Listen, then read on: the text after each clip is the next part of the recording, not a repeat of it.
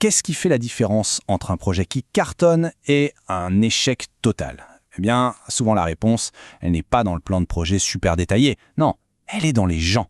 Aujourd'hui, on va plonger dans l'analyse des parties prenantes. C'est vraiment l'outil clé pour maîtriser ce fameux facteur humain. Vous savez, ce projet qui avait l'air absolument parfait sur le papier, mais qui, dans la vraie vie, part complètement en vrille, ça vous dit quelque chose, j'imagine. On peut avoir les meilleurs plans du monde, la technologie la plus avancée, mais si on oublie les personnes qui sont touchées par ce projet, on fonce droit dans le mur. C'est la catastrophe assurée. Alors la vraie question c'est, où est-ce que ça coince? Eh bien la réponse, elle est souvent juste sous notre nez. C'est un élément qu'on a tendance à sous-estimer et pourtant il est absolument crucial. C'est le facteur humain.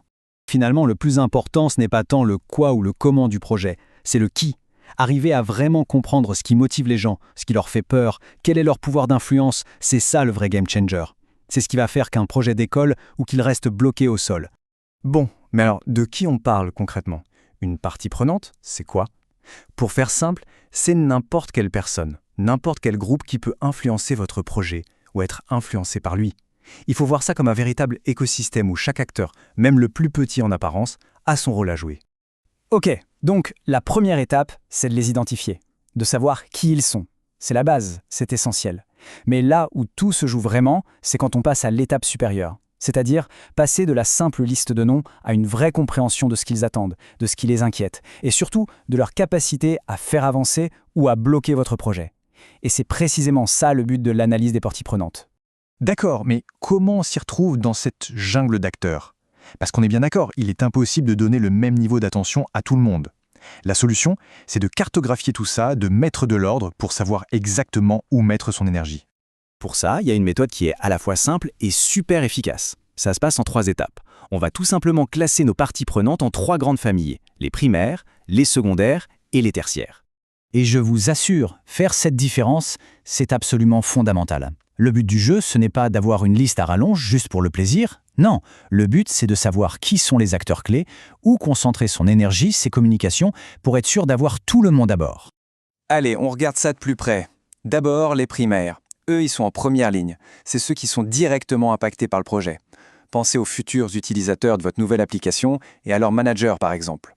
Ensuite, on a les secondaires. Ils ne sont pas au cœur de l'action au quotidien, mais attention, leur pouvoir d'influence est énorme. Là, on parle des départements internes comme le juridique ou les RH, mais aussi des syndicats ou même du gouvernement. Et pour finir, les tertiaires. Pensez aux fournisseurs, aux consultants. Il faut les garder informés, bien sûr, mais l'interaction avec eux est, disons, un peu moins stratégique.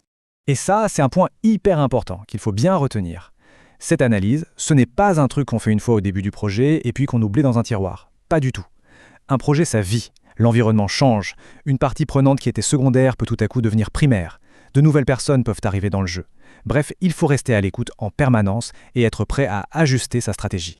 Mais en fait, cette analyse va bien au-delà de la simple gestion de projet. Quand on y réfléchit, c'est la toute première brique d'une construction beaucoup plus grande, celle de la responsabilité de l'entreprise tout entière. Oui, parce que comprendre qui sont les gens autour de soi, comprendre son écosystème, ce n'est pas juste une technique pour qu'un projet réussisse. C'est bien plus que ça. C'est commencer à définir quelle est la place de l'entreprise dans le monde qui l'entoure et quel impact elle veut avoir.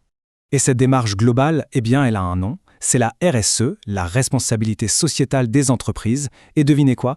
L'analyse des parties prenantes, c'est vraiment la fondation sur laquelle tout repose. La définition officielle est super claire. La RSE, c'est quand une entreprise décide volontairement d'intégrer les préoccupations sociales et écologiques dans tout ce qu'elle fait. Et écoutez bien la fin de la phrase, et dans leur relation avec leurs parties prenantes. C'est là, c'est le cœur du sujet, tout est dit. Parce qu'au fond, on ne peut pas être une entreprise responsable comme ça, dans le vide. La question, c'est responsable envers qui? Eh bien, envers ses salariés, ses clients, ses fournisseurs, ses voisins, la planète. Bref, envers toutes ces parties prenantes. Si on ne sait pas qui elles sont, la RSE, ça reste juste un joli mot sur un rapport annuel. Ça reste abstrait. Bon, c'est bien beau tout ça, mais au-delà de la bonne conscience, est-ce que ça rapporte quelque chose? Quels sont les vrais bénéfices pour une boîte qui prend le temps d'écouter tout ce monde? Eh bien, vous allez voir, les avantages sont très concrets. Alors, regardez un peu. On améliore son image, on gère mieux les risques. Ça, c'est pour la sécurité et la réputation. Mais ça ne s'arrête pas là. On améliore aussi la performance économique, on accède plus facilement à des financements, on répond mieux à ce que veulent les clients, et le point super important aujourd'hui, on attire et on garde les meilleurs talents. C'est un vrai cercle vertueux. Et voilà la conclusion qu'il faut retenir. Il ne s'agit pas juste de faire le bien. Il s'agit de bien faire des affaires. Une bonne stratégie RSE qui commence par une analyse solide des parties prenantes, ce n'est pas de la charité. Non, c'est une stratégie business ultra intelligente. C'est la preuve qu'on peut aligner performance économique et impact positif. C'est ça la vision moderne du succès. Mais ça nous laisse avec une question fondamentale.